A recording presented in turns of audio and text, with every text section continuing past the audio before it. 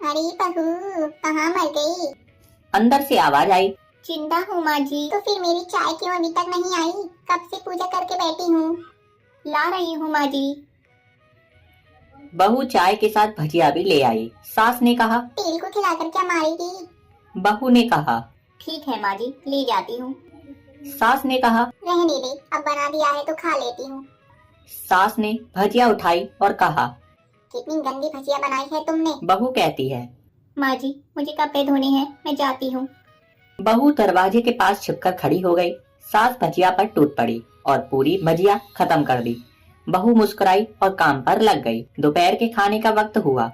सास ने फिर आवाज लगाई। कुछ खाने को मिलेगा? बहू ने आवाज नहीं दी। सास फिर चिल्लाई। भूखे मारोगी क्या? बहू आई, सामने खिचड़ी रख दी। सास गुस्से से कहती है, ये क्या है?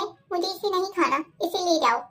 बहू ने कहा, आपको डॉक्टर ने दिन में खिचड़ी खाने को कहा है, खाना तो पड़ेगा ही। हाँ, तू मेरी माँ बन जा।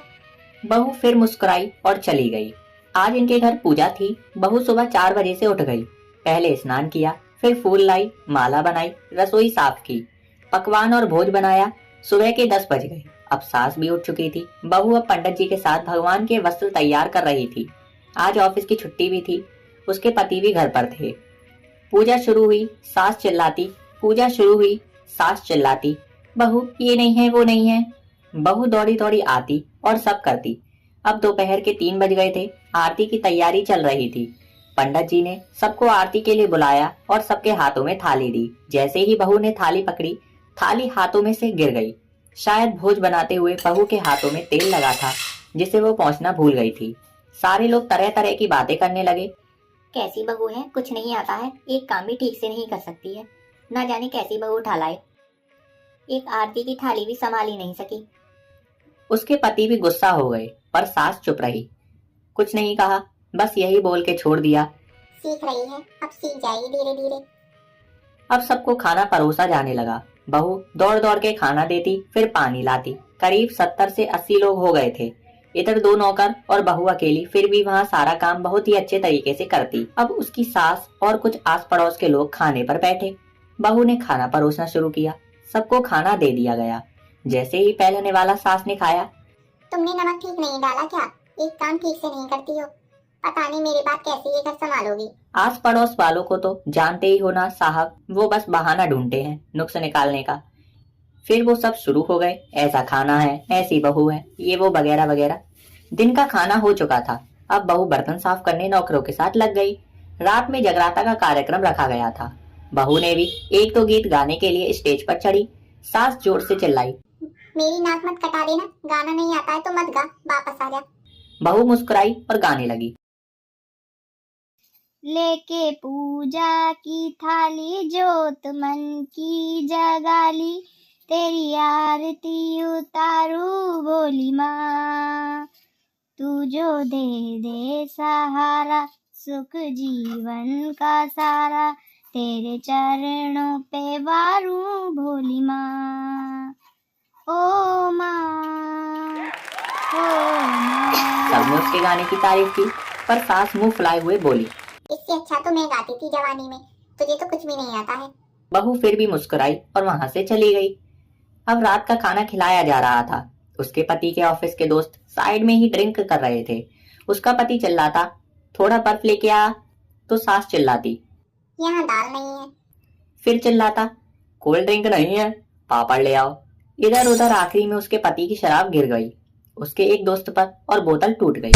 पति गुस्से में 2 झापड़ अपनी पत्नी को लगाते हुए कहता है, जाहिल कहीं की, देखकर नहीं कर सकती है, तुझे इतना भी काम नहीं आता। सारे लोग देखने लगे। उसकी पत्नी रोते हुए कमरे की तरफ दौड़ी। फिर उसके दोस्तों ने कहा, क्या यार, पूरा मूड खराब कर दिया, यहाँ नहीं बुलाया होता, हम कहीं और पार्टी कर लेते।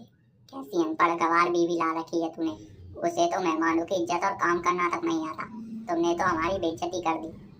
अब आस पड़ोस की औरतों को और बहाना मिल गया था। वो कहने लगी, देखो क्या कर दिया तुम्हारी बहू ने, कोई काम की नहीं है। मैं तो कहती हूँ अपने बेटे की दूसरी शादी करा दो, छुटकारा पाओ इस गवार से।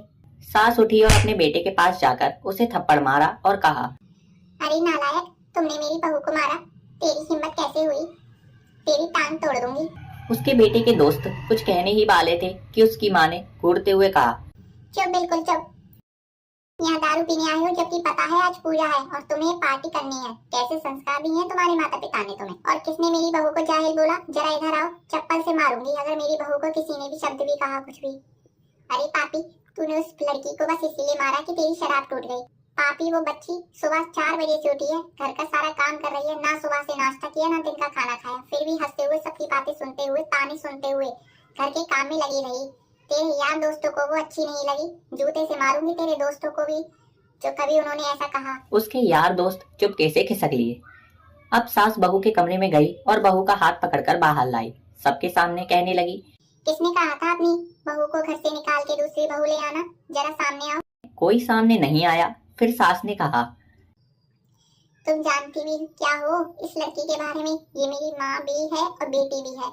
माँ इसीलिए मुझे गलत काम करने पर डांटती है और बेटी इसीलिए कभी कभी मेरी दिल की भावनाएं भी समझ जाती है।